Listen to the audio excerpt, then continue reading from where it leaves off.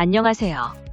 재정적 어려움으로 힘든 분들에게 정확한 정보를 제공하여 희망적인 결과를 만들어드리는 회생 가이드입니다. 개인회생을 신청하는 분들은 개인회생 신청서를 법원에 제출함과 동시에 금지명령도 함께 신청을 하는데요.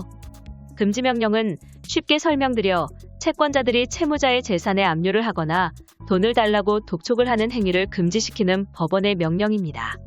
그렇다 보니 많은 분들께서 이 금지명령을 받기 위해서 개인회생을 빠르게 진행하시고 계신데요. 금지명령은 법원에 신청서를 제출하면 빠르면 하루 이틀 안에, 길면 4-6일 안에 나오는 편입니다.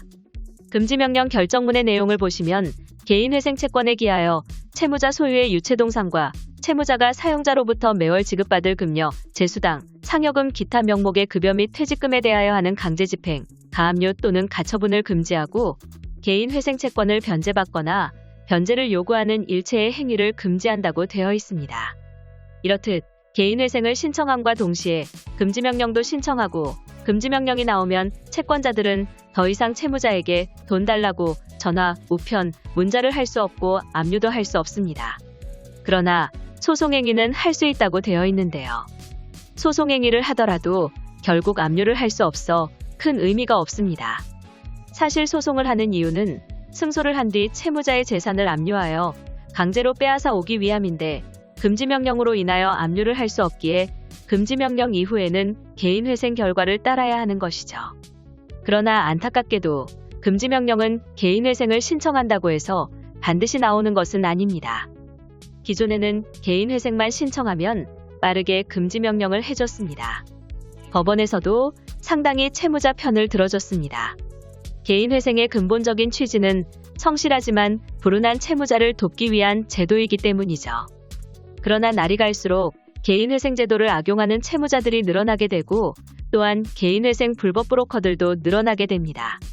그러면서 법원의 심사가 엄격해졌고 금지명령을 기각하는 사례도 늘어나게 됩니다. 여기서 금지명령이 기각된다고 하여 개인회생이 기각되는 것은 아닙니다. 금지명령 없이 개인회생을 진행한다고 보시면 됩니다. 그럼 금지명령을 기각하는 대표적인 3가지 사례를 안내드리겠습니다. 첫 번째는 개인회생 재신청입니다.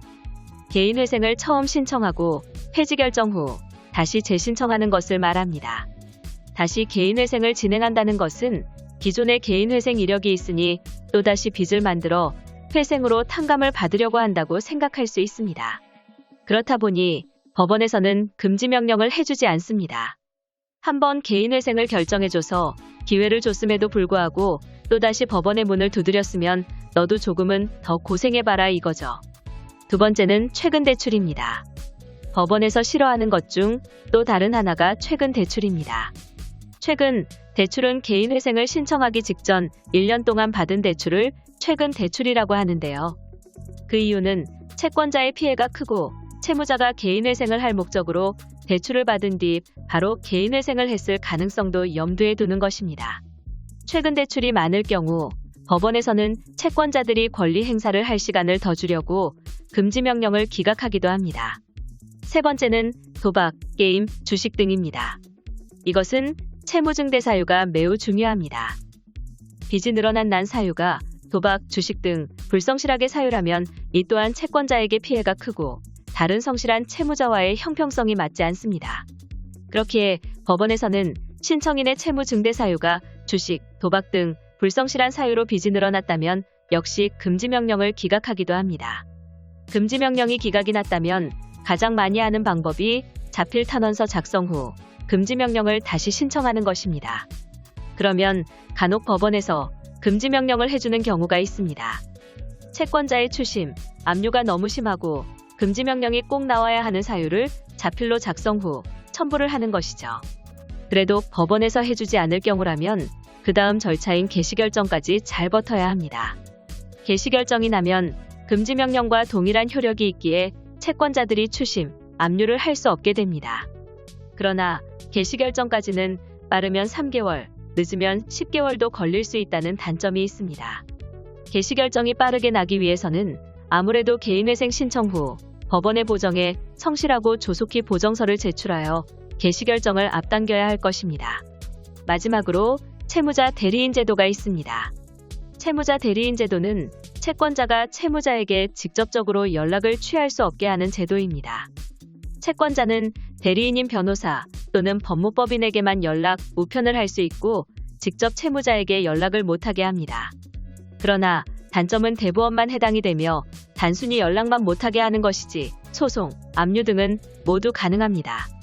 이런 사유에 해당이 된다고 반드시 기각되는 것은 아닙니다. 세 번째 재신청인데도 금지 명령이 나온 경우도 있고 주식을 했는데도 금지가 나온 사례도 엄청 많습니다. 그렇기에 이 사유 중 하나에 해당이 된다고 하여 무조건 금지 명령이 기각되는 것은 아닙니다. 사실 금지 명령은 개인회생을 신청하시는 모든 분들이 간절히 바라는 것입니다. 채권자들이 전화 오고 문자 보내는 것이 두려운 것은 누구나 마찬가지일 것입니다. 그러나 우리가 개인회생을 신청하는 목적은 금지 명령을 받기 위함이 아닙니다. 최종적으로 면책 결정을 받아 빚을 탕감받고 새 출발을 하기 위함입니다.